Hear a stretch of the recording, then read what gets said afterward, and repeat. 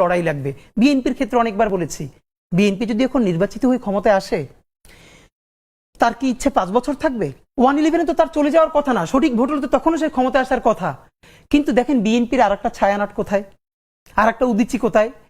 আওয়ামী লীগের 100-র বেশি এরকম সফট লেয়ার ছিল যে সে দেখেন সে ক্ষমতায় নাই, কিন্তু তার পক্ষে মত উৎপাদন করার মতো মূলধারা মিডিয়া থেকে শুরু করে কত জায়গায় লোক আছে, তারা গিলি করা পাঞ্জাবি পড়বে, তারা রবীন্দ্রসঙ্গীত গাইবে, শান্তিনিকেতনের জবনে কথা বলবে, এবং তারা বলবে যে হাসিনা খারাপ কিন্তু বঙ্গবন্ধু তো খারাপ নয়। কিন্তু সে একবারও বলে না এই বঙ্গবন্ধু স্বাধীনতার স্থপতি, এই কথাটা যেরকম সত্য, সেই বঙ্গবন্ধু বাংলাদেশে বাকশাল কায়েম করে গণতন্ত্র হত্যা করেছেন।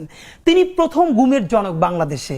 তিনি সিরাজ শিকদারকে শুধু গুমি করেন নাই, তাকে হত্যা করে সংসদে দম্ভ ভরে বলেছেন কোথায় আজকে সেই সিরাজ শিকদার। এই বাংলাদেশের প্রত্যেকটা, এই যে আজকে ফ্যাসিবাদ, এই ফ্যাসিবাদের জন্মদাতা ছিলেন 1000 বছরের শ্রেষ্ঠ বাঙালি বঙ্গবন্ধু শেখ মুজিবুর রহমান। এই কথাটা তিনি বলবেন না। বাংলাদেশ থেকে কোন ইতিহাসটা গুম করা হয়েছে ভাই জানেন? 74-এর দুর্ভিক্ষ। কবি আব্দুল হাই শিকদার, যুগান্তরের সম্পাদক, কয়েকদিন আগেও আমাকে বলেছেন যে কমপক্ষে 5 লক্ষ মানুষ 74-এর দুর্ভিক্ষে মারা গেছে। কিন্তু উনি বলছেন আমি আমার এলাকায় গিয়ে দেখি আসলে মানুষের অভাব, মানে চাল ডালের অভাব নাই।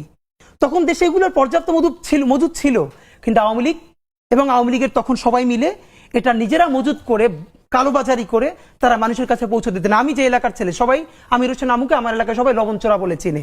এই 74-এর দুর্ভিক্ষের সময় তারা লবণকে এরকম কুক্ষিগত করে এরপর অনেক বেশি দামে বিক্রি করেছে।